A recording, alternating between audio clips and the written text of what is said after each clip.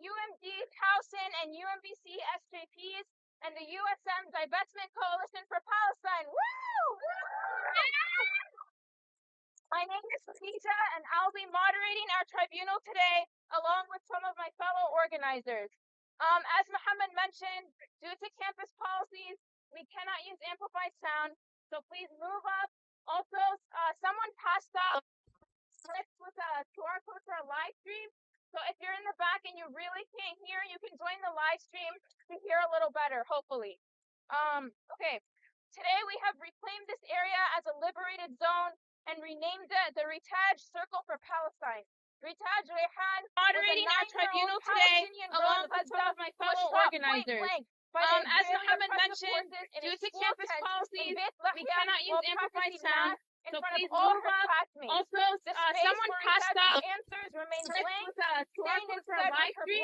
So if you're in the back and you really can't hear, you can join the live stream to hear a little better, hopefully. Okay. Today we have reclaimed this area as a liberated zone and renamed it the Ritaj Circle for Palestine. Ritaj Rehan moderating our tribunal today, along with some of my fellow organizers. As Muhammad mentioned, due to campus policies, we cannot use amplified sound, so please move up. Also, someone passed out for a live stream, so if you're in the back and you really can't hear, you can join the live stream and accountable for their material, financial, and I'll be moderating and genocide. These regions serve as mouthpieces for the state, and they exist to push the interests of themselves, the ruling class. The system is intentionally confusing to prevent students from meaningfully mobilizing. But today, we will hear from experts, witnesses, and organizers and expose the regions for what they truly are. We will review the charges, and you, the people, will render a verdict, and we will add this to our record of archives of evidence that the world and the USM will no longer be able to ignore. Sorry guys, it's a lot of yelling.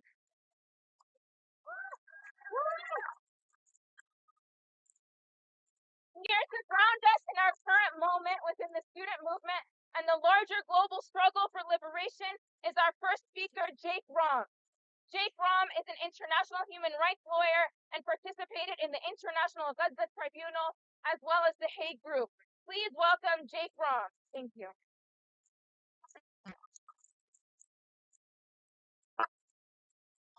Everybody, can everyone hear me? Yeah. All right, great. Thank you all for coming. Great to see so many people here. So my name is Jake Rom. I am the United States representative for the Hind Raja Foundation.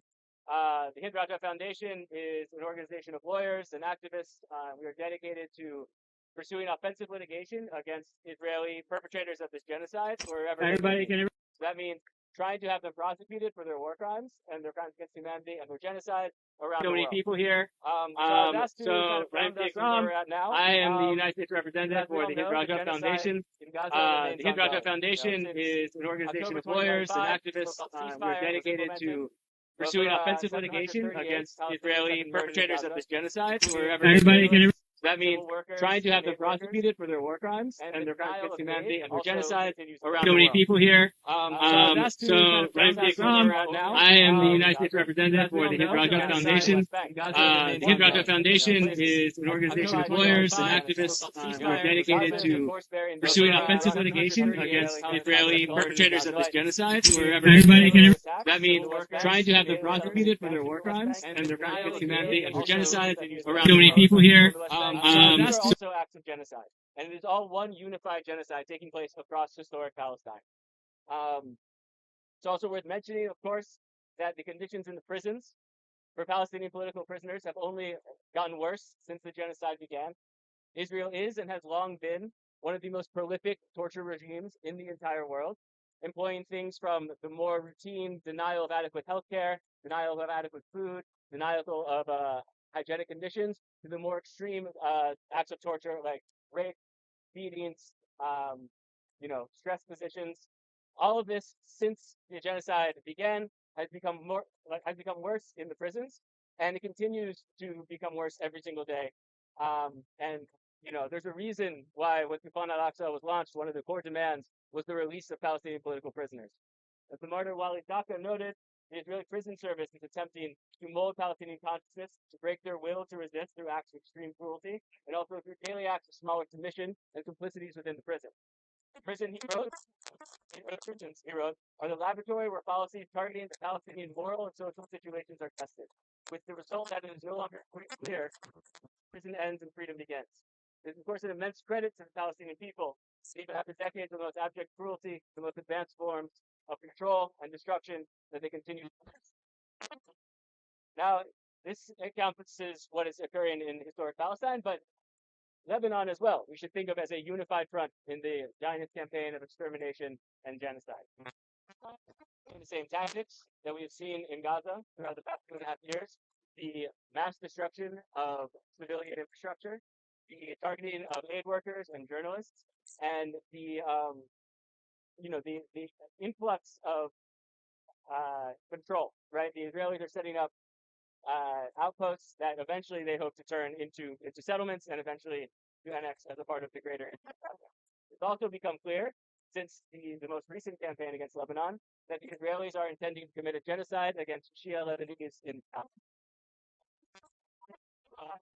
hardening that Israel into a ceasefire that began last night, but of course, like every other ceasefire that the Israelis signed, they never actually ceasefire. The last ceasefire that began in 2024, the Israelis violated over 1,000 times, and they seem intent on scuttling any kind of lasting peace between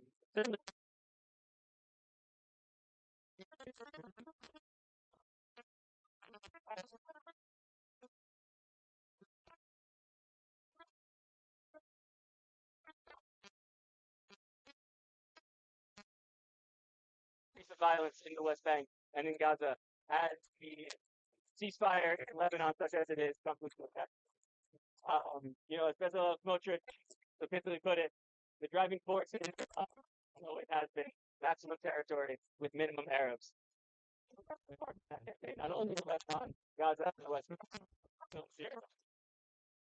and of course, Israel is simultaneously attempting to remove any obstacle to regional hegemony, and this is the purpose of their war against Iran, which is one of the only countries in the region that has maintained an antagonistic stance and refused to normalize with the Israelis or collaborate in any meaningful way.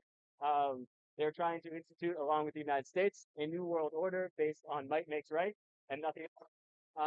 But thankfully, Iran, like Hezbollah, Hamas, and Nasrallah, have demonstrated that the Israeli military, though technologically advanced and though receiving the backing of all of the West economies, is incapable of achieving its strategic goals militarily. Iranian sovereignty remains intact, and they've been able to inflict significant damage on Israel. Likewise, Hezbollah has defended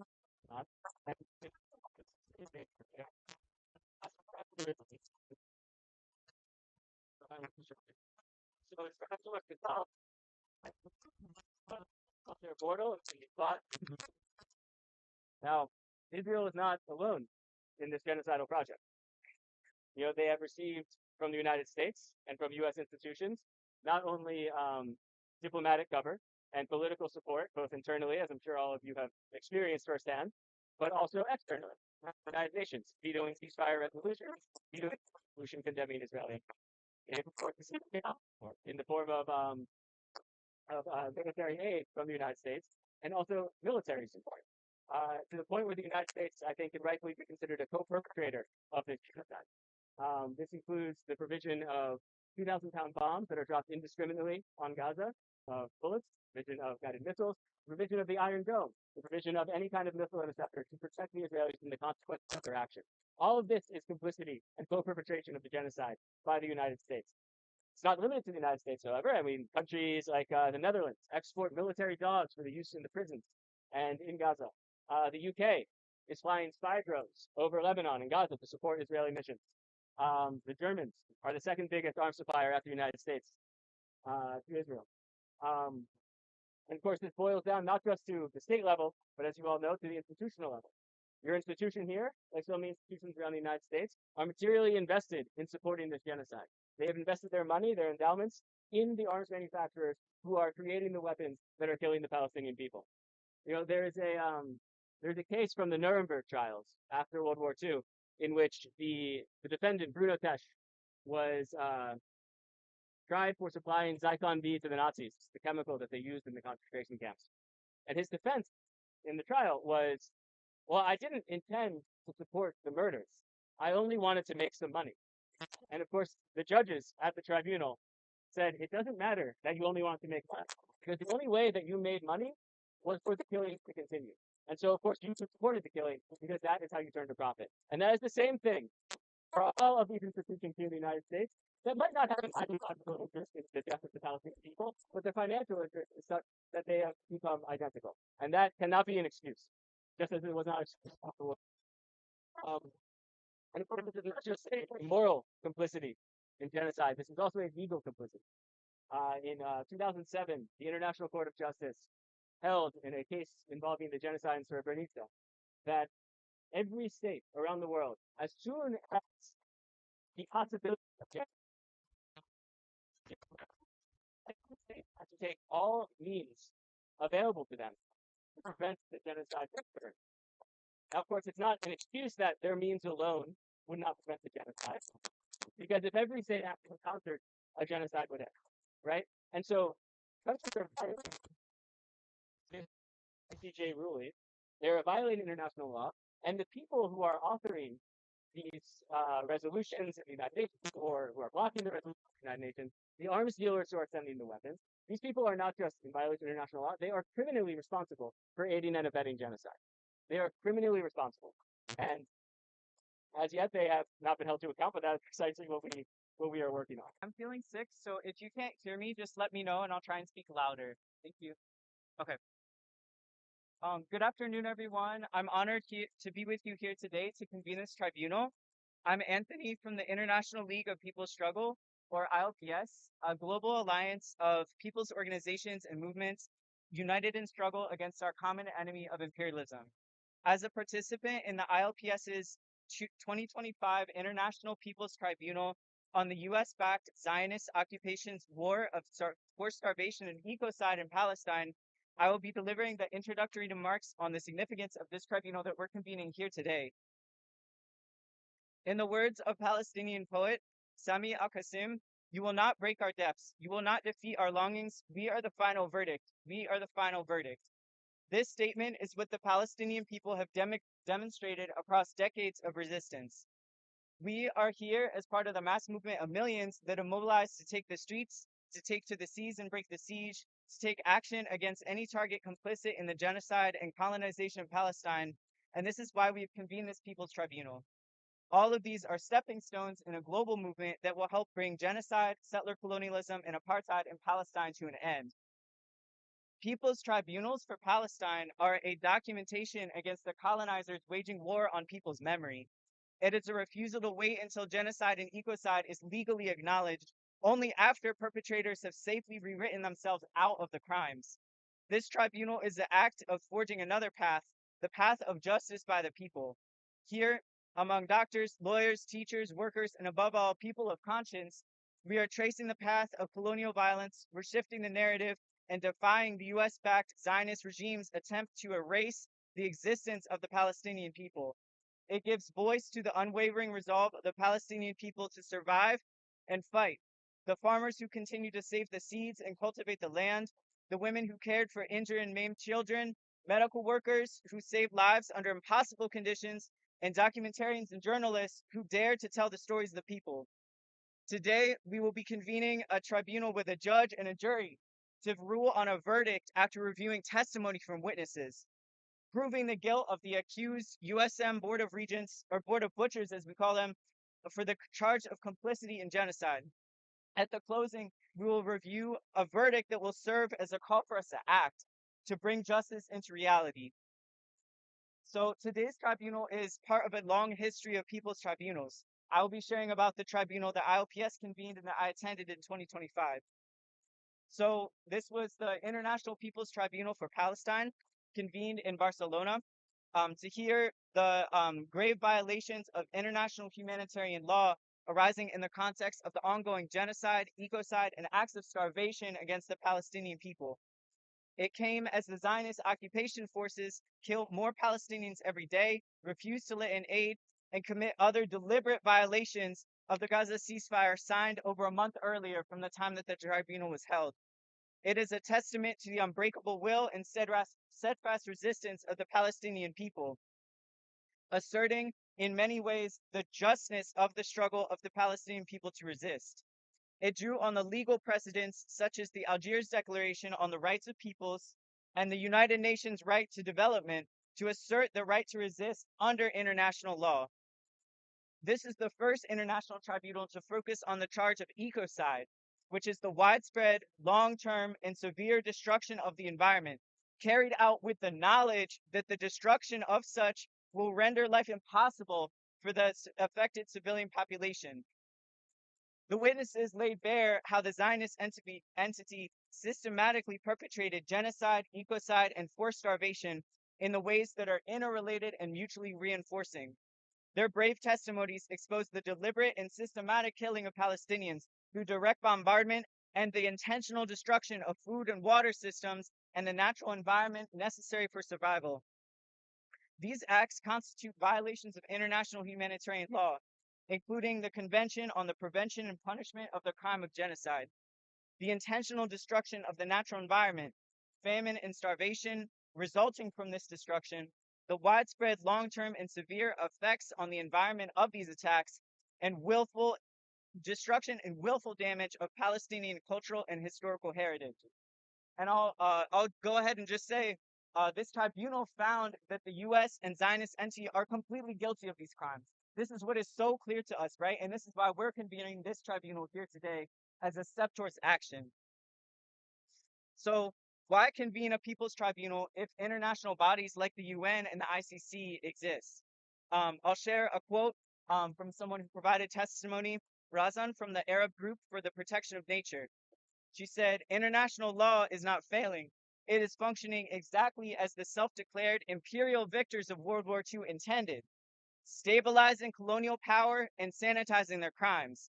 Otherwise, how could a settler colonial entity join the UN 1 year after ethnically cleansing 750,000 Palestinians and demolishing 530 villages? How could self-determination be denied on the basis of Western existential anxiety? How can an occupying power be framed as a custodian of human rights laws as it was born violating? How else could the U.S. cast 51 vetoes shielding the occupation from even symbolic accountability? This is not a malfunction. Understanding this terrain reveals Palestine as a site of ecocide, the intentional destruction of ecosystems and the lives they sustain. In Gaza, this is not only to kill the present through bombarding, equivalent to 13 Hiroshimas, but to kill the future, to sterilize the soil, poison the water, and prohibit even a single seed from entering Gaza, because a seed carries the potential of life beyond the occupation's domination. And this is exactly what the U.S. and the Zionist entity and the imperialist powers are afraid of. As imperialist crisis worsens, we're seeing the U.S. lash out with even more brutal military force against all of their rivals, against nations asserting their sovereignty like Iran and Venezuela, and against people's liberation struggles fighting for an end. They must be confronted by the people that they claim to serve. The University System of Maryland Board of Regents, an unelected body of 21 members, has knowingly maintained financial and into the USM Board of Butchers constitutes an illegitimate body operating against the interests of the people it's supposed to serve, and hereby indict the Board of Butchers for the following crimes against humanity. Charge 1, material support for genocide. The USM Board of Funds flow to these companies and thereby weaponize the public resource that the endowment should be and our tuition money. Despite repeated, documented demands from across all the schools, they have refused to provide any transparency into how their money is invested and refused to even consider or add to their agenda a discussion about whether we should divest from countries that are actively committing genocide. Charge 2, providing ideological cover to the Zionist entity by inviting IDF soldiers, Israeli politicians, Zionist politicians, and other propagandists to our campus. By maintaining its Israel Studies program right here in College Park, and cooperation with Israeli universities like the School of Medicine does, The USM plays a direct role in normalizing Zionist activity in occupied Palestine and keeping Palestinian suffering as the status quo. Charge 3, research and development for tools used to commit genocide. USM institutions serve as direct research and development pipelines to not only the US military, but the Israeli occupation forces. Federal defense contracts, sponsored by the Department of War and other shady actors, produce weapons, surveillance tools, and AI systems that are used every single day to police Palestinians, to humiliate them, to strip away their rights, and to kill them. Charge 4, misuse of influence to uphold Zionism. The USM Board of Regents has direct ties to Zionist lobbies, and it uses its influence to not only make sure that Zionist interests are represented in university policy, but even state politics. One of the Board of Regents members, Stephen Seibel, actively serves on the APAC Maryland chapter's executive board, and he's the treasurer of MACPAC. He directly, every single day, is sending Zionist money to politicians, to policymakers, to make sure that Israeli interests are put above our own, and that we continue to maintain the genocide in Palestine. Finally, charge 5, political repression of students on our campuses, speaking out for Palestinian rights. The Board of Butchers and individual university administrations have tried relentlessly, ever since the encampments, to police and punish pro-Palestinian speech. Through the implementation of anti-demonstration policies, banning acts as simple as stickering, as chalking, the use of amplified sound, which is why we can't have microphones and speakers today, are meant to dissuade us from speaking out against our university's complicity in the suffering of the Palestinians. Just last year, 2 years ago, the College Park SJP had to sue the university just for the right to hold a vigil commemorating the 1-year anniversary, or the 1 full year of genocide in Gaza. While every single member of the Board of Regents is complicit by not only refusing to vote on making their investments transparent, letting us know how they're spending our money, and refusing to divest, there are 6 members in particular who we think you should know about. First of all, there's Tom McMillan, former a former Maryland congressional representative who not only received $27,000 from pro-Israel lobbies during his congressional campaign, but received $3,000 from Jeffrey Epstein and was photographed at one of Epstein's parties in New York. There's also Ike Leggett, another member of the Board of Regents, who during his tenure as the Montgomery County representative, Montgomery County executive, supported the Maryland Israel Development Center, an organization specifically meant to strengthen Israel's economy through partnerships with the state of Maryland. There's Jeff Gonella, another member who currently serves as the CEO of Cornerstone Government Affairs, a group that lobbies the U.S. government, especially the Department of War, and invests directly into Elbit Systems, Lockheed Martin, AeroVironment, and other Israeli defense contractors. There's Harry Cocker, former executive director of the National Security Administration, who oversaw direct partnerships between the U.S. NSA and Israeli intelligence units, and also is personally invested in Israeli surveillance startups. As I mentioned before, there's Stephen Seibel, who literally serves on the Maryland chapter of APAC, who personally dedicates himself to making sure that we continue to support Israel, to send them weapons that they use to kill Palestinians. And finally, there's the chair of the Board of Regents, the one behind it all, Linda Gooden, who served as the executive vice president of Lockheed Martin, the world's largest defense contractor. They not only sell bombs to Israel, they sell unbelievably evil weapons. They sold them Hellfire missiles, missiles that shoot blades in all directions and are meant to shred Palestinians into pieces. These are the people running our universities. These are the people that our panelists today are going to hold accountable and shame and tell you why you need to oppose them too. Therefore, we declare the University System of Maryland Board of Regents is an illegitimate body that is captured by the defense industry and pro-Israel lobbies. The USM must immediately divest from all entities complicit in the genocide of the Palestinian people. The unelected Board of Regents must be abolished and replaced by a democratically elected education-censored council that actually governs our universities with the interests of students, faculty, staff, and community members in mind, and actually abides by their stated values. And finally, that our universities must immediately end all academic, financial, and institutional partnerships with the Israeli state and its partners. Thank you.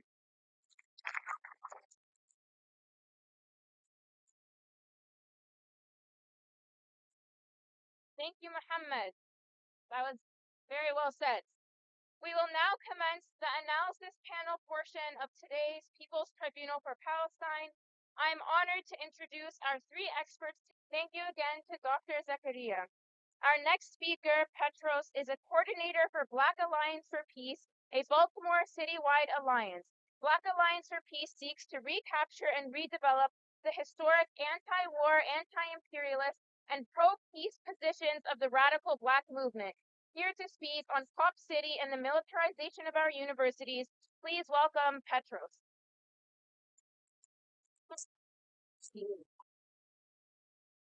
Hey everybody, I'm Petros Fan with the Black Alliance for Peace. I'm a co-coordinator with Sister Sheena in Baltimore. We have a citywide alliance out there. Also, before I continue, we'll have a town hall this Saturday at Paymore AME Church. If you want to know more and come talk to us, meet us there out in Baltimore. So first, I'd like to just talk about the settler colony that we existed. The United States is a settler colony. It continues to expand. It searches for new markets. It will displace and kill people. As an African whose family either had to migrate here because of imperialist policy in Africa, or much like the other people here, whose countries, whose parents weren't coming here for a better life, but because the political economy of imperialism depresses the cost of living there, or ruins lives there, or kills a lot of people there, and forces them to come within the imperial core, and we are faced with the question on if we want to continue reproducing the structures that continue to kill people outside of these borders. We have to, make a statement here. Palestine has raised the consciousness of all of us and obviously other people, but Africans and other Palestinians in the past have been asking this question to the public within the imperial core. Are we going to continue with barbarism? Or are we going to move towards a better society and a better world?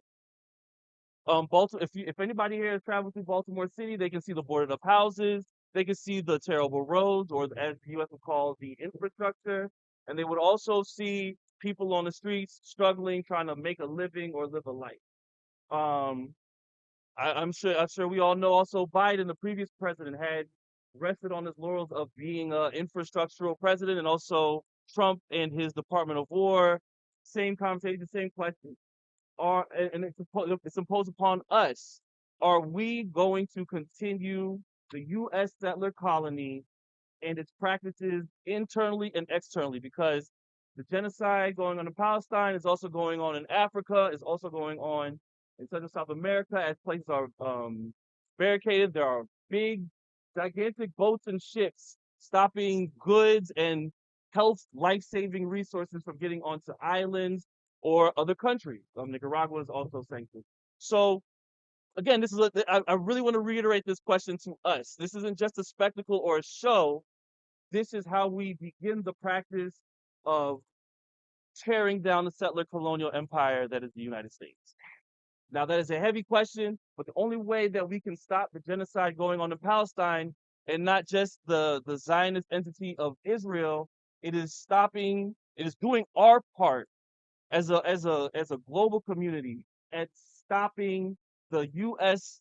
empire from using the students at this school to advance technology and Lockheed and various other Department of War appendages that are tied to private entities, and bringing them to us to advance life-saving support for people around the world, because we are people of the world.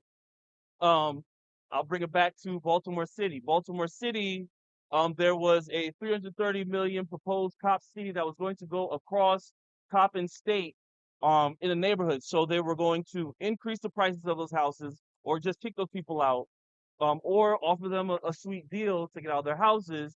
And what Baltimore City was going to do is basically just refurbish those houses, trained to attack the people that live in Baltimore City and train those houses.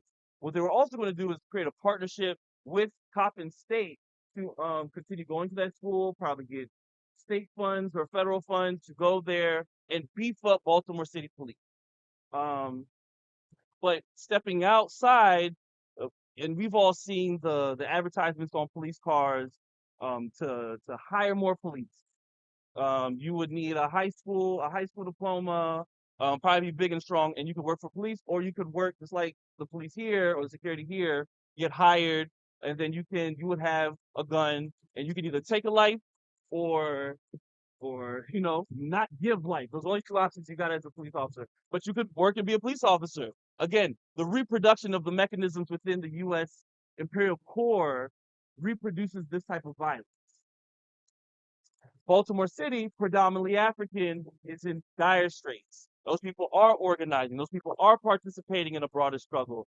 Those people are organizing in their churches, at their jobs, and they do need support. And the support is done by, not to sound corny, but people like us. So we have to bring these conversations into where we work, maybe even where we get coffee, maybe even to the kids. Just everywhere. So we can agitate and become organizers in our own way and then bring them into organizations or participate in organizations or organizations here and then advance the struggle. Because you can see the news. The situation is getting worse. People across the world are dying. People are starving. And this isn't just a plea for general peace. This is a plea for intensifying the struggle against imperialism. Another thing we have with the Black Lives of Peace, we have the make the Western Hemisphere a zone of peace, where we are connecting with people and comrades across the Western Hemisphere for to oppose U.S. imperialism. Um, we also have literature about that, but that is not just something that is isolated to the University of Maryland and Baltimore City, but that is something that is in your neighborhoods as you guys develop communities and in your various organizations. Thank you.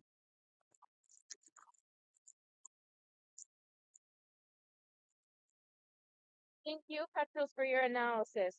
Our last speaker in the analysis panel is Rund of UMD SJP. Rund is a Palestinian pre-med student who went on a medical mission in Gaza and the West Bank in 2023, only a couple months before the Zionist entity accelerated their genocide of Palestinian people.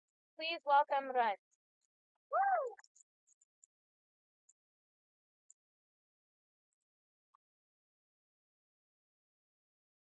Oh, it's bright.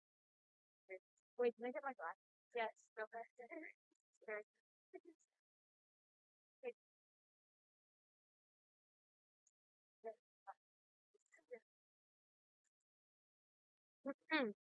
Hi, everyone.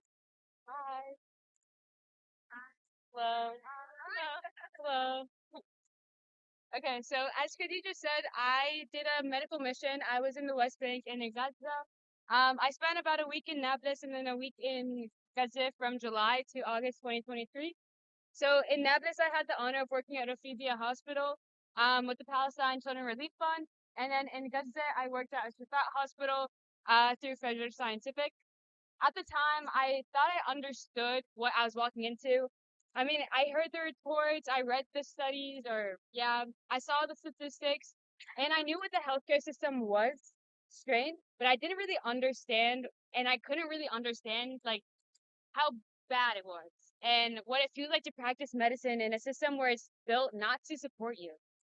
So in Nablus, I saw what it looks like when a healthcare system exists, but access to it is very uncertain. So patients arrived late, they were delayed by checkpoints, and there are a lot of transportation barriers. So a condition that could be managed in days or manageable becomes almost fatal and severe because they can't really access the medicine and the treatment that they need.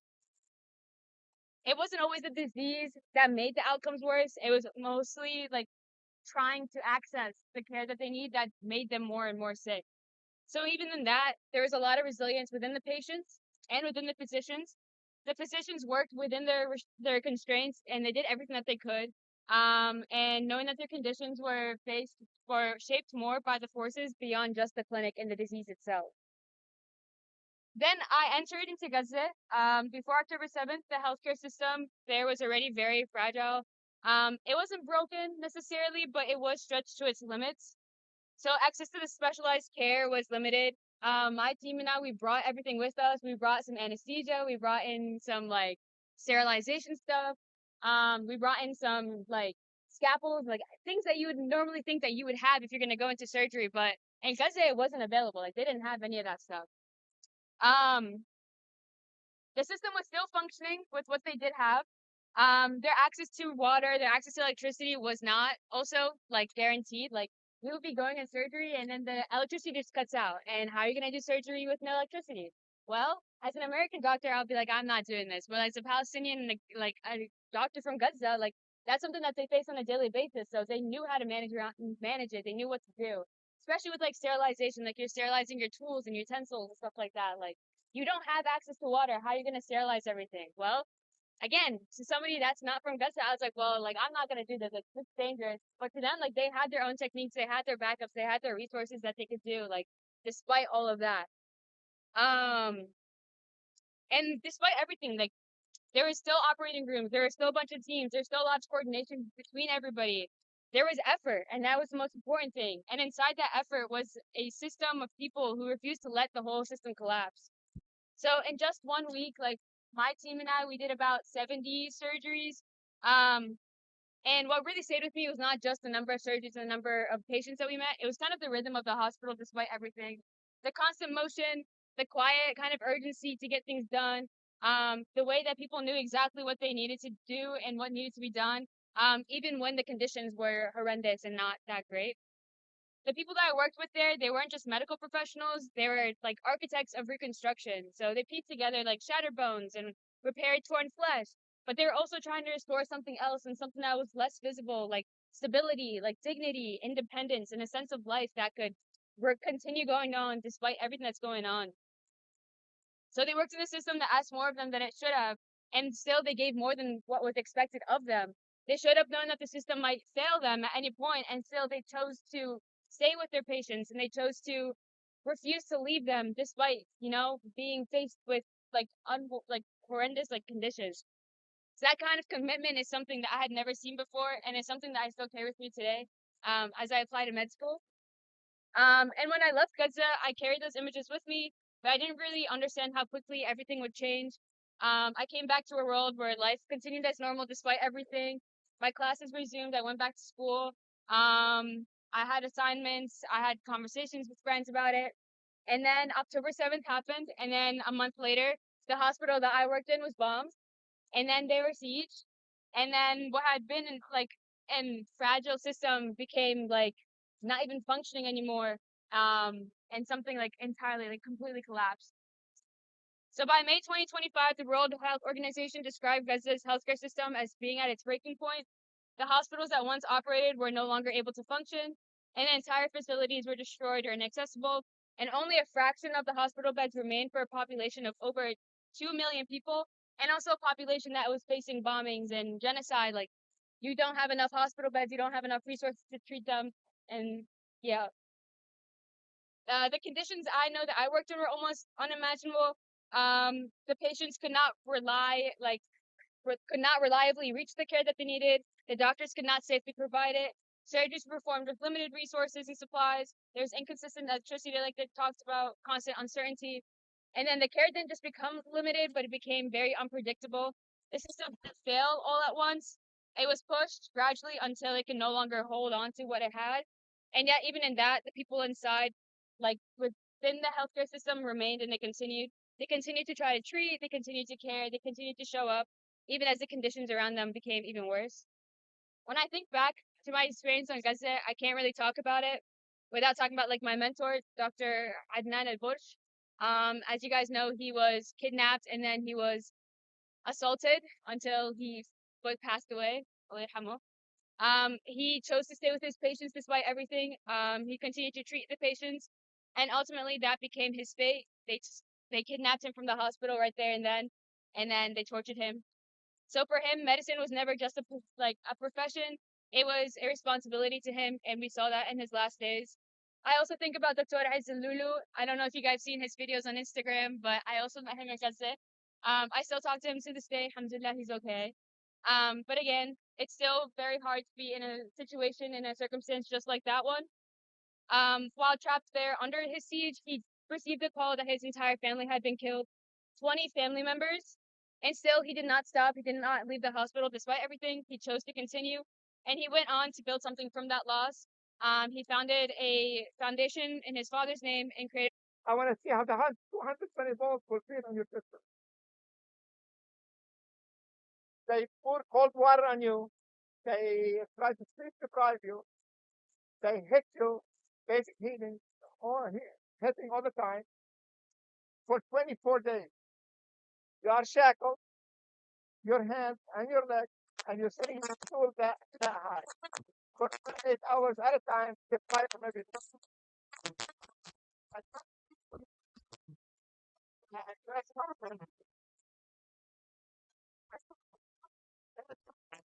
Against the wall. I asked for a holy book to read. He cursed my religion. He cursed Jesus Christ. He cursed the Virgin Mary. He cursed in our Catholic denomination. He said, we run the policies of the United States and the Middle East, and we could do whatever we want to do.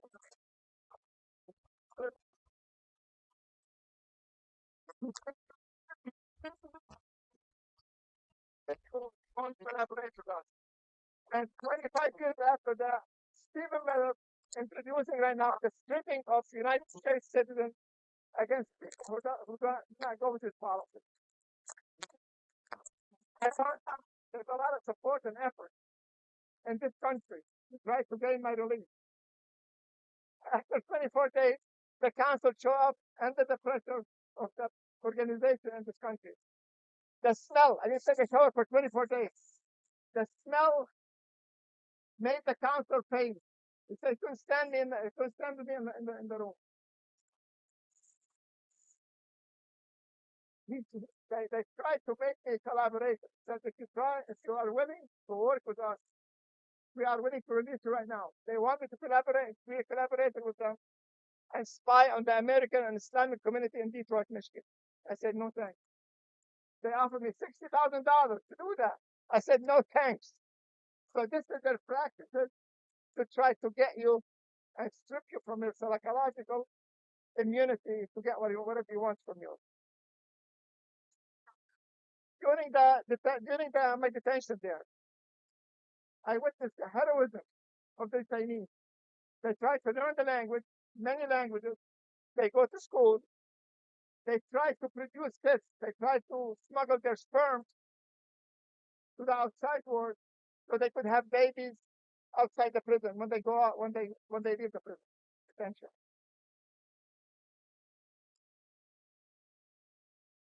I'd like to talk to you about the judicial system. They run the kangaroo courts in the judicial system. I've seen it in the detention court. I've seen it in the district court, and I've seen it in the Supreme Court. They have 99% conviction rate. Any political prisoner in Palestine, Lebanon, or any Arab country, there is 99% chance to get convicted. They spy on the lawyer. So you'll be talking to your lawyer, and you have like hitting cameras in the room, hitting microphone in the room. They could tell whatever the lawyer is. You're telling the lawyer talking. They denied my lawyer visit like too many times. They got pressured from here, so I was able to see a lawyer after 24 days. I found out during my time in there's a lot of effort to get my release in this country, in Detroit and in Washington, D.C. My wife, my friend, the ADC, CARE, other organizations were working hard to get me released out of the prison. And their efforts succeeded. I mean, in three different areas. They succeeded in reducing my sentence from 15 years to 1.5 years. They succeeded in making my stay in the dungeon cells, in the torture cells, for 24 days. The average stay for any political prisoner in the dungeon cells is around like 6 months. I was able to get out of there in 24 days.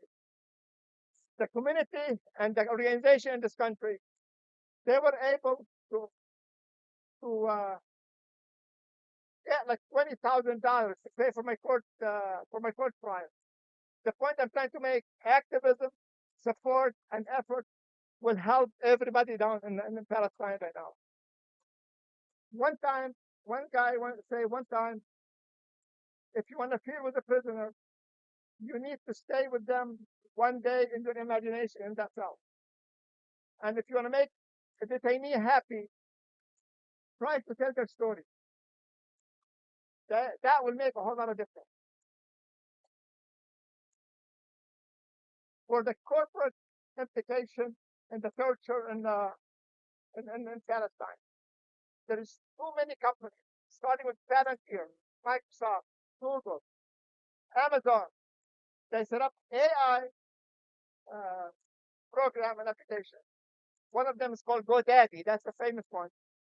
That they will get the addresses, they get the phone numbers for any average Palestinian. They get their license plates, they get their family phone numbers, and they put it in the system, and that algorithm will pinpoint the location of every Palestinian in Gaza or the West Bank or in Lebanon. They're using it in Lebanon right now. That's why they were able to hit every Hezbollah leader in Lebanon because of that. So the investment, it's very hard. It's very hard to avoid Google. It's very hard to avoid Amazon. But it's going to take a lot of effort, a lot of pain. Make sure these companies will pay heavy price for supporting the torture against the racism. The final topic I would like to talk about is the complicity of the police department in this country. They go there for training, and whenever they learn, they attend the interrogation session in Ashkelon, in Jalama, in Damoun, in Shattas detention, and they bring all these practices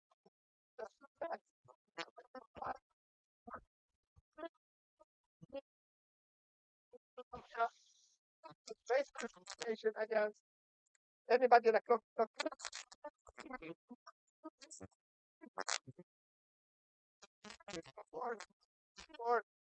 I mean, when I start working on this, 15% of the American public supported the Palestinian cause. 15%.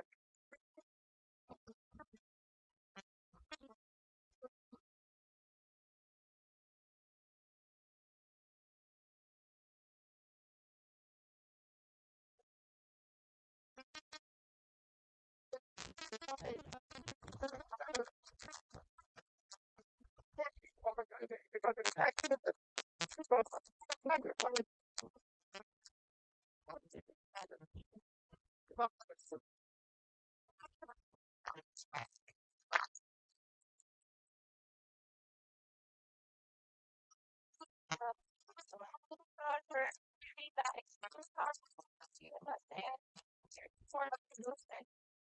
Next, we're going to introduce speakers.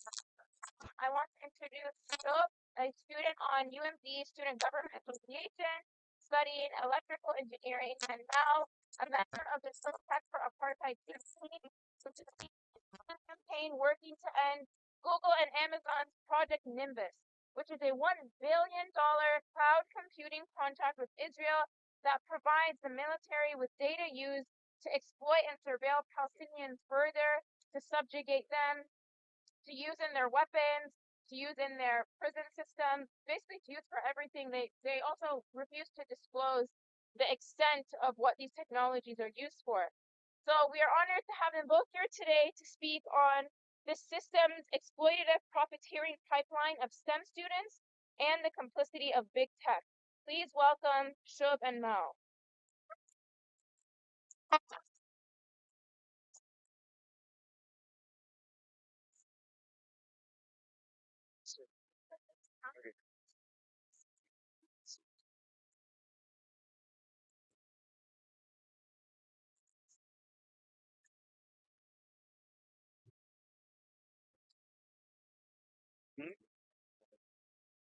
Hello, everybody. Can you hear me? Yeah.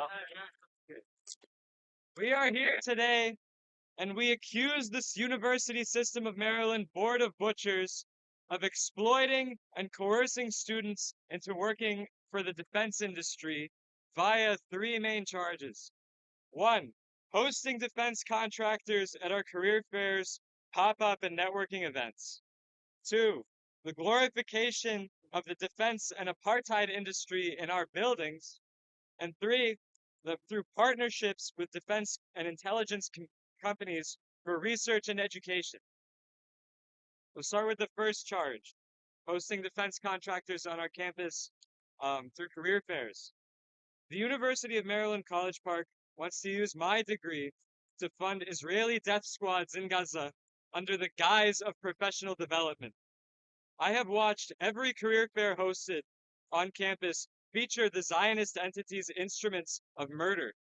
STEM students wait in hour-long lines to speak with recruiters from Lockheed Martin, BAE Systems, Northrop Grumman, L3Harris, and countless others who contract with the Department of Defense or the Department of Homeland Security.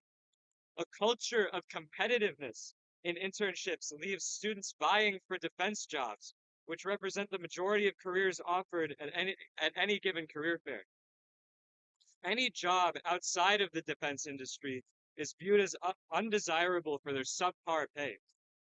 But what price do we pay morally for selling out to such destructive organizations? Internships taken by USM students are paid with blood money, and the work that they do is used to develop weapons to eviscerate communities in Gaza, Sudan, the Philippines, and countless others. And countless other places the U.S. imperialist state designates as worthless collateral. But even as students at USM institutions protest the presence of the defense industry at these institutions, administrators use campus police as tools of intimidation to prevent real action from being taken. Oftentimes, UMPD appears in greater numbers than the students themselves. They come to us and posture as if they have arrived to protect our interests, to protect us, and be there if we need anything. Functionally, their presence is meant to intimidate students out of confronting recruiters. They ensure that we aren't being too visible so that fair attendees don't begin to look inwards at their career choices. Student organizations on campus are similarly used as pawns of the administration to collaborate with the defense industry and are hesitant to back out of these deals in fear of losing the funding that they are dependent on. The defense industry loves the parasitic relationship they have built, where our funding is based upon their donations, so the industry can tighten the grip around the necks of student organizations who would otherwise wish to distance themselves. Pop-up and networking events for defense and intelligence jobs appear weekly in engineering newsletters and are paired with pizza and snacks, masquerading as anything other than criminal recruitment. The second charge, the glorification of the defense and apartheid industry of our buildings. The Board of Butchers has broad jurisdiction over the naming of spaces, buildings, and departments on our campuses. The board's bylaws allow requests for renaming spaces on the basis that the name no longer reflects the our values as an institution. The request system is purposefully vague to place the power exclusively in the hands of university presidents, deans, and other high-level university officials. Common sense changes to these names are blocked by ambiguous rule lines. Monuments to slaveholders, defense contractors, Zionist and American apartheid supporters, and racists exist on our campus without any question. These monuments legitimize the beliefs and actions of people and companies like Lockheed Martin or Theodore McKeldin, the namesake of McKeldin Mall and McKeldin Library, who supported Israeli weapons sales and war bonds. McKeldin was a known supporter and friend to the Zionist movement in the 1950s and 60s. He also used his position as the mayor of Baltimore to appoint segregationist Robert Moses to construct freeways in the city that destroyed over 700 homes and businesses in one of Baltimore's most historic Black neighborhoods. Donation walls in the engineering school similarly parade the legacies of segregationist Glenn L. Martin and numerous defense and apartheid industries. When students demand that these spaces be renamed, administrators give flat no's without room for negotiation. I am sickened seeing the legacies of these people and companies be honored with names. I refuse to study in the Lockheed Martin lab. I refuse to study in the Governor Theodore McKeldin Library. I refuse to work in the BAE Systems lab. But the message being sent to our students and staff is that the benevolent defense industry has graciously gifted us with stunning opportunities. The Board of Butchers advances an agenda and ideology that instills corrupted values into the minds that they claim to form. The third and final charge, partnerships with defense and intelligence companies for research and education. The pipeline that takes capable students at USM institutions and turns them into instruments of murder for the US's imperial projects is strengthened most by their direct research and educational ties to the defense industry. The University of Maryland College Park and its programs like ARLIS, the Applied Research Laboratory for Intelligence and Security, and ACES, Advanced Cybersecurity Experience for Students, partner with the intelligence agencies and Northrop Grumman, respectively, entrenching the defense ties into our curriculum.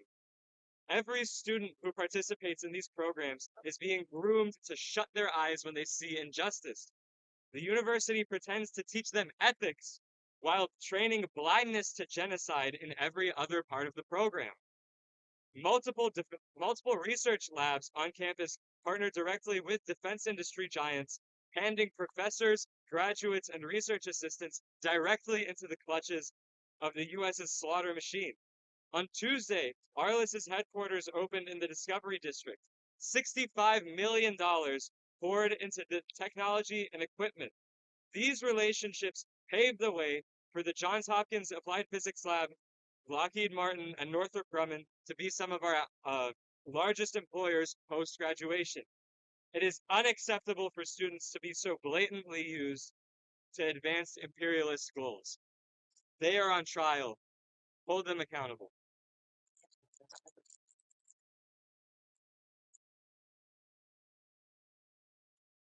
Thank y'all. I'm a volunteer with No Tech for Apartheid, and I'm here to talk about the wider complicity that students are being fed into by USM and UMD, and why it is important for us to fight back against the advertisements and propaganda served to students and the career pathways that are being served to us as students entering the workforce. I'm going to start with Google. Google's presence on campus, endorsement, and potential partnerships with USM have been noted. Jeff Ganella, one of the regents, he has a history with Google, and there's a lot to discuss when it comes to Google. Khadija was exactly right. Google has a project called Project Nimbus that is a $1.2 billion project with the Israeli military, and I want to ask who here had heard of Project Nimbus before today? Good, great education. So I want to share too, beyond this project, Google has been increasing its work with the Pentagon since 2017, and it is currently hosting a CBP facial recognition app that is being used to deport folks from the US and attack folks through CBP and ICE. Currently, Project Nimbus, the $1.2 billion contract, has been ongoing since 2021, and it gives Israel non-negotiable unilateral rights to impose contract changes on the contract with Google. Google's AI principles were not included in this contract, neither is the contract subject to Google's terms of service, which means that there are very few regulations on Israel and the way that it uses these cloud services to harm Palestinians. And this went against Google's recommendation from its own human rights consultants, but they still signed this contract because they were bidding it in conflict with other contracts who wanted to serve Israel through its military. Recently, there were 50 workers fired for protesting this contract, and Google accused them of trespassing within their own workplace in order to uphold its contract with Israel. Additionally, in this contract, it is a joint contract with Amazon, and Amazon's cloud services given through Project Nimbus have been used for click and order military targeting, in which civilians are killed directly through AI suggestion. These AI killing systems, such as series of policies that limit our right to freedom of expression and freedom of our First Amendment rights to free speech on campus. These policies were made after the encampments because the university did not know how to respond to what was a very clear and sustained movement by SJP, and what was definitely a win and led to multiple successful divestment campaigns.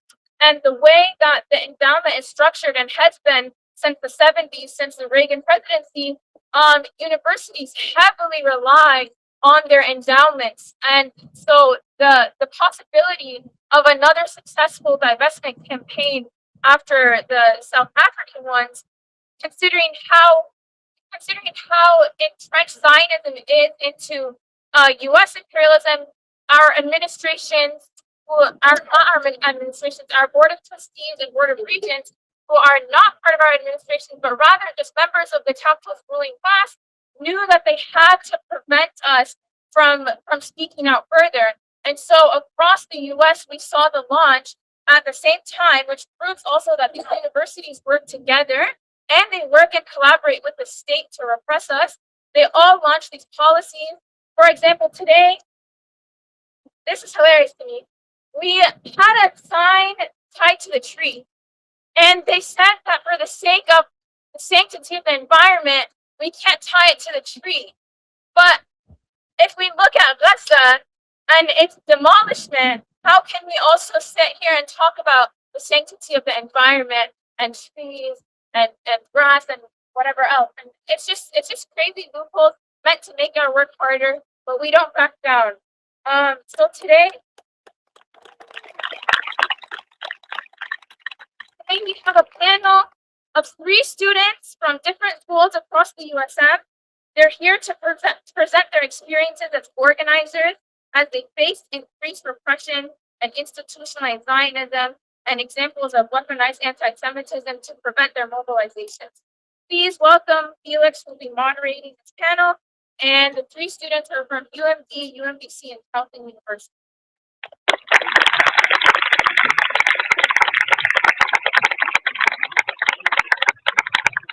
Hello, my name is Felix. I am a student at Towson University, and I organize with Towson's SJP and YDSA. I am joined today by my fellow comrades across the USM, Diet of UMD, SJP, Asia, former president of UMBC SJP, and Davis, Towson YDSA.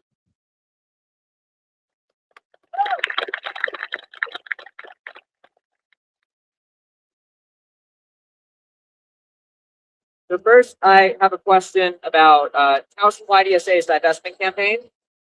Towson YDSA led a successful divestment campaign on campus in 2024. How did university administration respond to this resolution? So, fortunately, to some extent,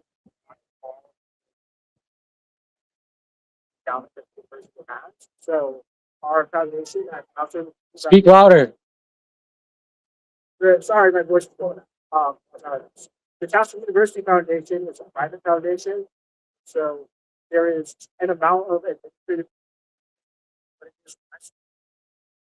but there are members of like the administration are on the board.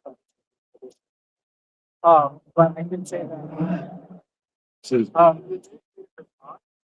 was very like good from them. They were not in support of it, but they were also very careful to not take too many actions to. That was primarily because they had the foundation as a separate entity. That was basically. I'd like to ask a follow-up question about that, specifically around a phenomenon that we would like to call the Palestine exemption, which is defined as when institutions selectively repress and enforce policies that hinder free speech only when it comes to divestment actions. Did you witness different standards or concessions the university applied to campaigns, say such as like ICE or So regarding the foundation, It's not with my experience at the time. It's like two diverse hospitals. They did burn down. I believe 97. And it's not a hospital. So no, the foundation and then like it's do something to make sense. They are very much when the divestment started, if you want to start spent money you're to going to concern they said, well, there's no and so even though they have proven that they are willing to listen to student voices, change their investment decisions with pressure, in this case, it's just yeah. Okay, I have a question now for UMD's SJ. This past year, UMD won a lawsuit against the university for preventing them from holding a vigil on October 7th. What campus conditions led to the decision to pursue a lawsuit? So, hey everyone, thank you guys for coming. Assuming most of you guys hear me fine? louder. Most of you guys are from UMD, but raise your hand if you are. I'm just curious. So if you haven't heard about the lawsuit, in 2024, this university tried to shut down SJP for holding a vigil on the McKelvey Mall. And I think one thing that wasn't really emphasized was the repression before that. It wasn't that wasn't the starting case where we saw repression on this campus for Palestinian activism, organizing. The silent methods such as changing the policies where students cannot have amplified speech. Like, I have to shout and lose my voice now because of some weird policy that states that we can't use amplified speech. The reason behind that is genuinely to prevent us from organizing, prevent us students, prevent us staff, prevent us faculties from coming together and speaking out against the genocide in Palestine. So I think that, as well as chalking used to be allowed everywhere on campus. But then all of a sudden, after a couple weeks after the escalated genocide on October 7th began to accelerate, we see that the policies changed. And quite frankly, again, we see how the university tried to target specifically by creating a blackout date on October 7th, 2024, due to Zionist pressures. Zionists, emailed and actually sent threats, death threats to the president of the university. And in response to that, it was to silence the students organizing for Palestine, not the students against. And I think it's very clear that it shows the hypocrisy of the admin.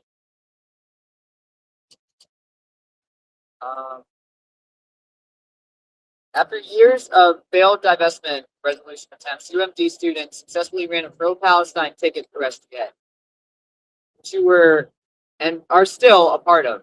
How has that culture on campus changed in reaction to this victory? So always, historically, SGA has been run by honestly careerists. SGA are full of people who only are self-centered, who care about their careers, that want to go work in the Hill. So last year, a divestment referendum was put up to vote, as well as a ticket that supports divestment referendum. I'm sure many of you are familiar with that Justice UMD. There's some news about that that's happening right now. Honestly, we aren't really sure where we stand, so I'm not going to comment on that too much. But so over 3,000 students voted yes for divestment, and that just shows you an historic amount of people voting for the SGA elections last year. How many people care and want divestment to happen and want our university and the university system to divest? And the ticket that came from that was because of the support for divestment. The ticket that now is in power, that has passed divestment, have passed pro-Palestine, have passed resolutions in favor of pro-Palestine, have also passed resolutions and benefit the students, because we know that our struggles are connected. The struggle against ICE is connected to the struggle for Palestine. And when we realize that all of these systems are interconnected, we realize that we have to take advantage of every system of power that we can use in order to call for and demand for action on our campus. Just real quick before I move on to UMC's question, I want to ask you guys: do you have any memory of specific targeted docs, maybe threatened with disciplinary force? So myself, I've been doxxed. There's been plenty of students who have been doxxed at UMD on the SJ in the last year. Before that, there have been many students who are harassed constantly for just existing as, as Muslims, as Palestinians, as Arabs. That's just a fact. It's a reality, and the university has done nothing and has had absolutely zero public statements regarding that. And it shows you again where their interests are aligned with. We had an incident on campus regarding a Jewish student that was, targeted in a hate speech on Yik Yak, and that resulted in an entire email sent to the entire university. Yet every day, students are harassed. Students are called terrorists, and there's been no response from the university. And in the response of it, it's repression on those students who want to organize against the very system that is institutions that are oppressing their people here in the U.S. and back home. Sort of like a selective empathy for causes. Exactly. Yeah. Yeah, I guess same thing we see at UMBC. There have been multiple students that have been doxxed. Some of you are familiar with Mary. At most of our events, there will be agitators that will throw insults. Even our own campus police, would harass us. So there are honestly countless incidents, and of course that's not much protection from administration or the police that's supposedly supposed to protect us. So for that, we have countless examples of tax accounting.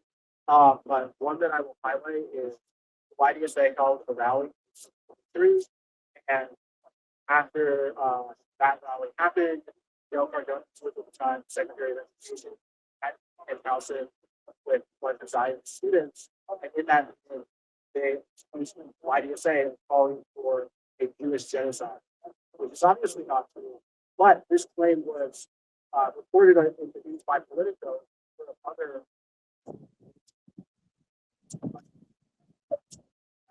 administration admitted to us in person, in multiple in-person conversations that we did not do anything wrong. There was no on our part, but despite that knowledge, they still chose not to defendants, even knowing that we were facing death threats. They still chose. Yeah, and like an example, I remember YDSA around she was dying. What was the place that guys were given? So it's not that the YDSA did not organize the dialogue. That was written by, but there was a group of students that chose to hold that of the time place to all of this, and university choose very, very strict in how they track that. Students make an example out of it, scare anyone, any demonstrations. There's a lot that went on with that, but there were a number of actually false charges that the charge did not prove. Still. On to UMBC's question.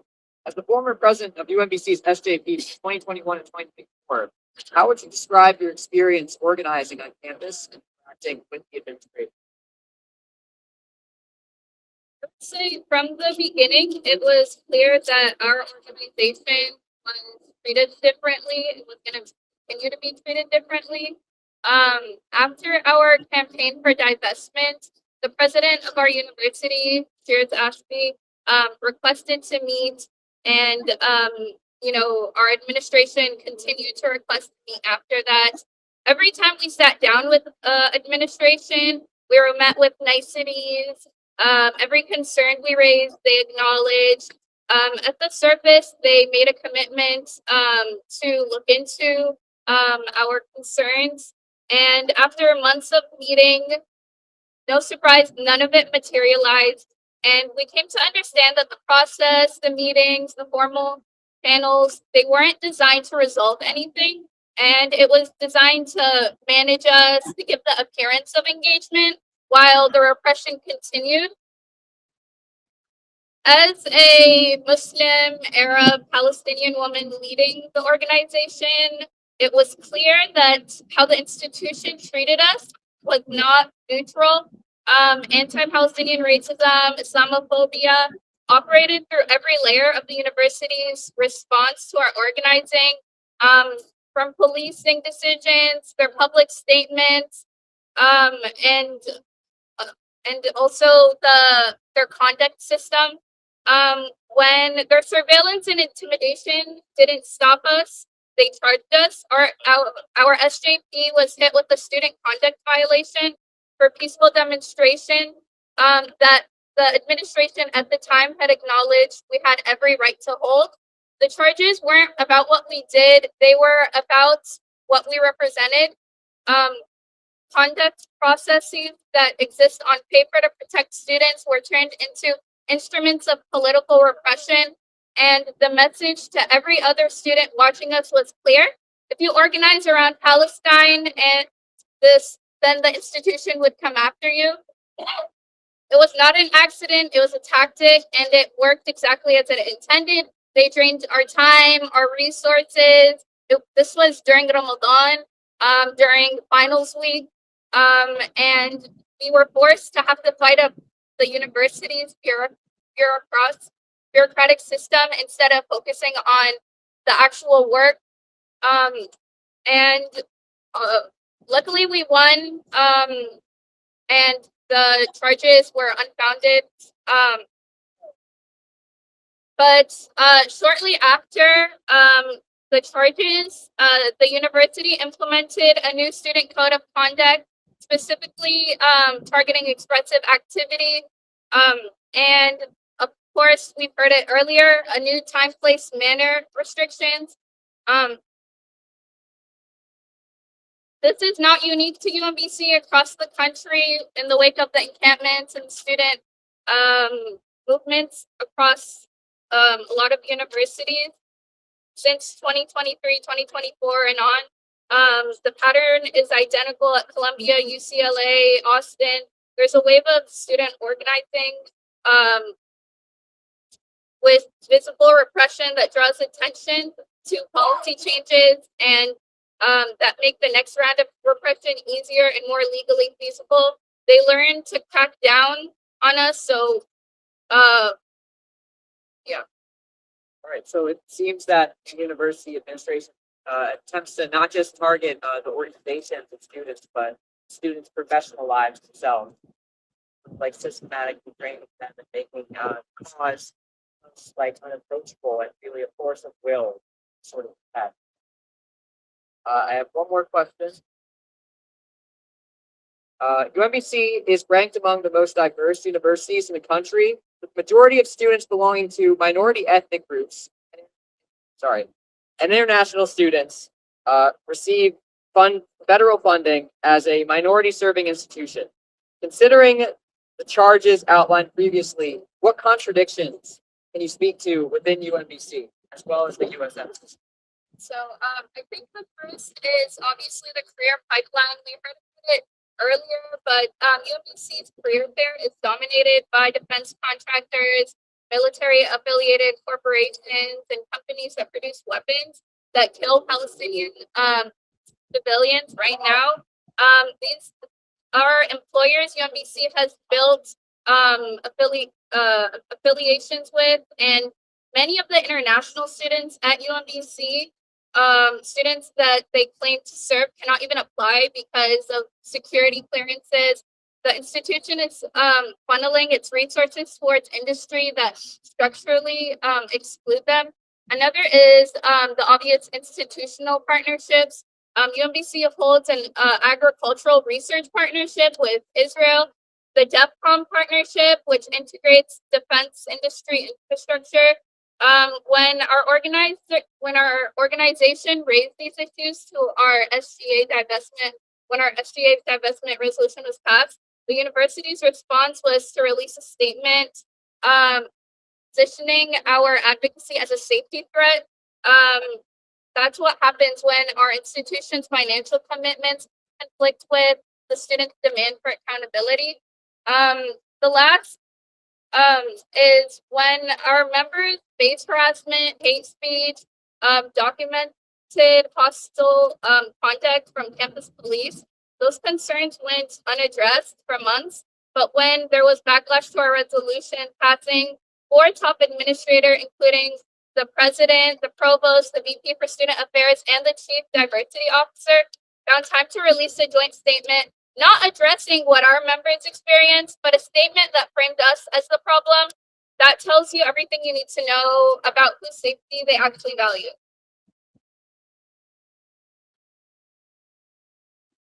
Zion, I actually had a question that I wanted to pose to you. As one of the chief organizers of this coalition, what message do you want to send to the Board of Butchers and the administrations of each individual university? And what threads have you noticed sort of run through each campaign that bring us here today? I believe it was a teacher that called this a people's tribunal, a tool of the people to hold administrations accountable for actions that they deplore on paper, but in practice seem to use to their advantage. Yes, I'm not sure if everyone here saw the video that was earlier today in the morning. If you haven't seen it yet, I'm sure eventually it will be released. But today at the Board of Regents meeting, which is held once, I don't even know, once every 2 months or whatever, at different universities, they decided this time around that they weren't going to even hold it at UMD. They didn't have the dignity to even come here, so they held it at the hotel instead. And what we saw a joint, issue, a joint issue that we see with the USM is that they do not address the actual people's concerns.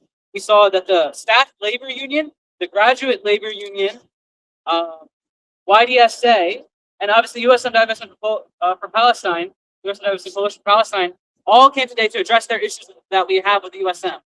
And I want to be clear that all of these issues are interlinked. USM's refusal to honor their payment for the staff is interlinked with their refusal to divest their endowment from genocide. And what they did in response to that was they reduced the amount of seats for people to sit down and give their testimonies, give their concerns. So the reason why this tribunal is happening, the reason why it's a People's Tribunal for Palestine, is because the people are the ones being affected by the powers that being the USM Board of Regents, the Board of Butchers, who aren't actually, they aren't there for us. They aren't in these positions of power for us. We've shown today where they're aligned, where the interests really align, whether that be Zionist pressures, Zionist lobbies, companies that are part of the war profiteering pipeline. These are where their interests are aligned. And that's why we today have to gather here to educate about these systems, but also to continue this organizing, so that until they uphold divestment, until they hold their responsibilities of being representing us. And the reality is, they won't do that, which is why we call for the disillusionment of them, the abolishment, so to speak, of them. These systems have been created to not represent us as students, as faculty, as staff, because they're not made for us. And until that changes and becomes something that is governed by the students, for the students, then we will continue to organize. I want to thank you all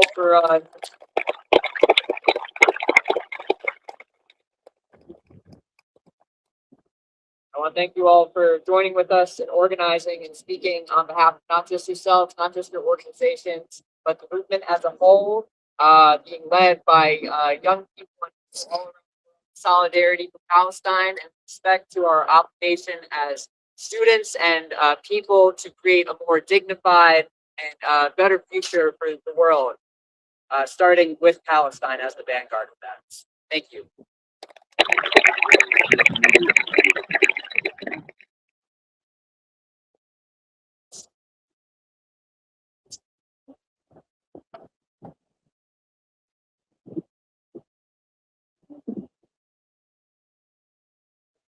Thank you to our panelists. Before I get into the last section, I just really wanted to highlight some of the things that they mentioned and just truly how deep this repression goes, even in terms of the structural things that we see on campus. Like right now, theater is considered one of the protected places for protests, right? But it's enclosed, and more separated from the outside, even the presence of university gates to prevent them from engaging with, the outside broader struggle, the presence of surveillance, increased disciplinary action, the tuition hikes to keep us scared from speaking out.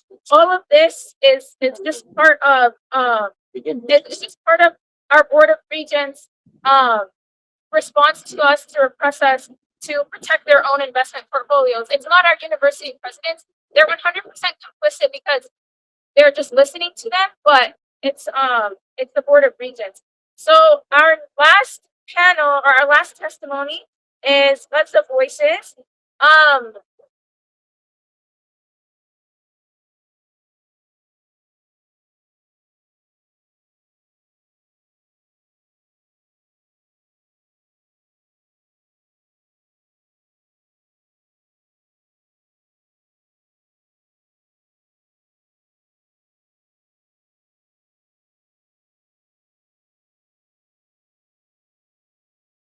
Not just speeches, it is a record.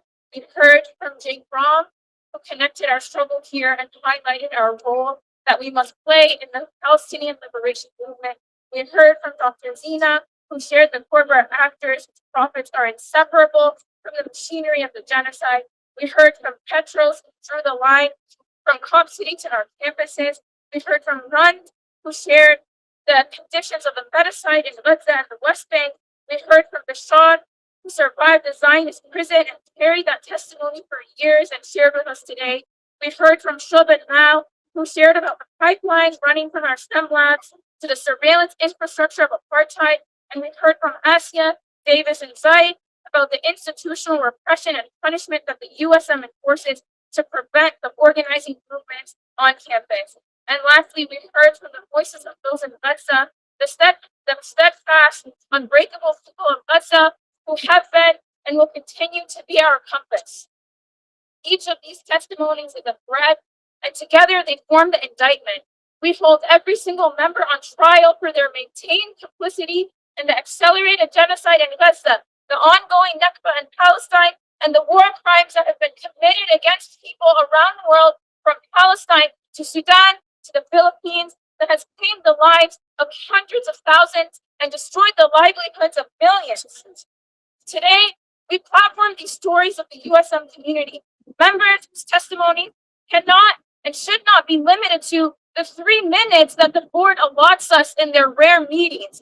We refuse to remain ignorant. Someone must pay for the crimes against the people of Palestine and the countless victims of U.S. imperialism today through our institution's support. We commit to knowing the Board of Butchers' names. We commit to knowing their names: Jeff Donella, Stephen Seibel, Thomas McMillan, Linda, Carrie Coker, and Ike Leggett. We hear the silence of the other board members, and we commit to identifying the ties to the very corporations, lobbying agencies, and federal institutions that have been providing material cover for the U.S. Zionist project since its inception. We recognize our modern universities for what they are. They are gentrifiers. They are real estate agencies. They are military recruitment sites, and they are portfolio opportunities for the ruling class. This board of butchers, they are not neutral administrators who make bad investments. These are architects of empire. They took seats on a public education system board with the intention of using them through exploiting us. They took our endowment, they took our research, they took our labor, and they are funneling it into a genocide. That is not negligence. That is not oversight. That is not political manipulation. It is evil. It is deliberate. It is documented, and it is ongoing.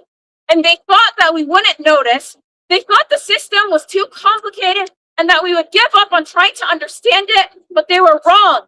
Look around us today. This is what we built. We are students and community members from across the system: UMD, Towson, UMBC, University of Maryland, Baltimore.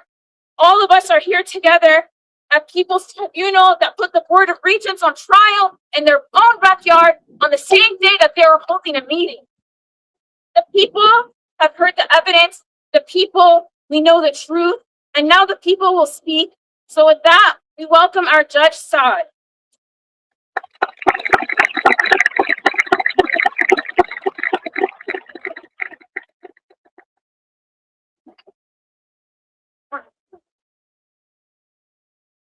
Does everyone have the red slip of paper? Does anyone not have it? All right. So keep your hand raised if you don't have one. Salam, everyone. I'm Saad, your judge for today's tribunal. Having heard the testimonies of witnesses, examined the record, and considered the charges brought before this tribunal, this people's jury of conscience now renders its judgment.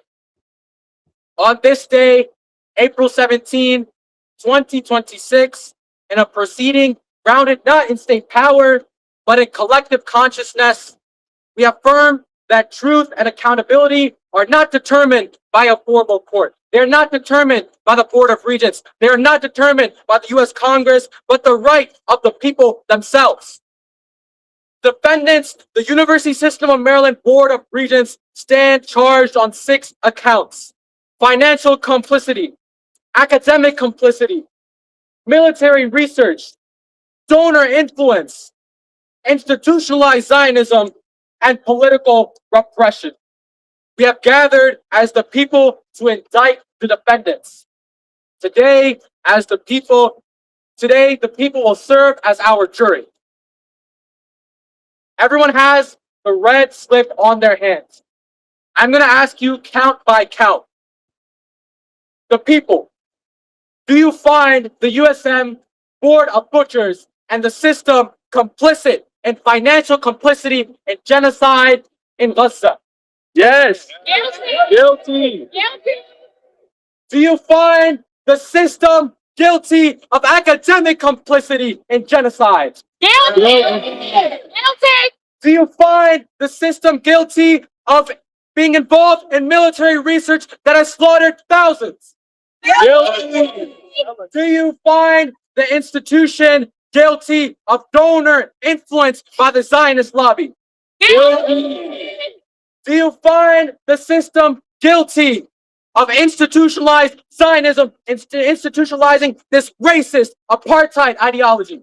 Guilty. And do you find this system that has rendered us without megaphones, so I have to amplify my voice, that have rendered us in having so many forms of repression, do you find the system guilty of political repression? Guilty. This tribunal finds that the defendants, by actions and by omission, have enabled systems of violence, genocide, and mass slaughter. Evidence presented demonstrates a sustained pattern of investment, of partnership, of governance, decisions that align the university's resources with entities implicated in ongoing mass suffering. The tribunal finds that despite years of organized demands from students, from faculty, from staff, and from community members, defendants have willfully refused to engage in meaningful dialogue or corrective action. Instead, they have responded with silence, they have responded with dismissal, and they have responded with repression. From the students arrested in UMBC Starbucks sit-in, the students protesting IDF soldiers here at UMD who are detained by UMPD, the people that stand smugly behind us today. From the students who are from Towson University's dismissal of their SGA divestment resolution, to President Pines stating that UMD will not divest, they are complicit. The record shows that this is not coincidental involvement, but systematic complicity. Defendants have exercised their authority as not neutral stewards of education, but as active participants in sustained relationships that bind this institution to broader systems of genocide, of oppression, of apartheid. Accordingly, on all accounts presented before this tribunal, the jury having unanimously found, and this court affirming, the University System's Maryland Board of Regents, the so-called Board of Butchers, is hereby found guilty of complicity, guilty of negligence in the face of overwhelming moral evidence, guilty in prioritizing profit, power, political alignment over human life and dignity, guilty of funding the 335 bullets that tore through 6-year-old Hind Rajab's body in Gaza, guilty of supporting the killing of Ridad Rihan, who just a few days ago was sniped in the neck in her 3rd grade classroom in front of her peers. That's why we have reclaimed this place in her name. Her death was funded by this institution. Her death was aided and abetted by this institution. This verdict is not symbolic. It is declarative. It is a matter of record. It is an indictment carried forward by the people.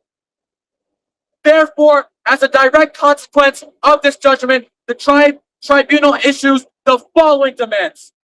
We demand that the Board of Butchers immediately divest from all corporations and institutions complicit in the systems of violence, of oppression, of genocide. That all financial, academic, and research ties contributing to such systems be disclosed and dismantled without delay. That the voices of students, of faculty, and workers be recognized as central, not expendable, in institutional governance.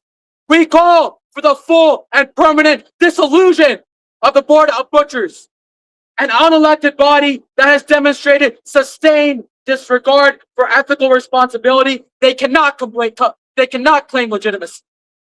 Governance without accountability is not leadership. It is complicity. It is dictatorship. It is oppression. Let this verdict stand as both a judgment and a warning. Institutions that refuse to reckon with their role in injustice will be named, they will be challenged, they will be remembered, and they will be indicted by the people. The tribunal is adjourned.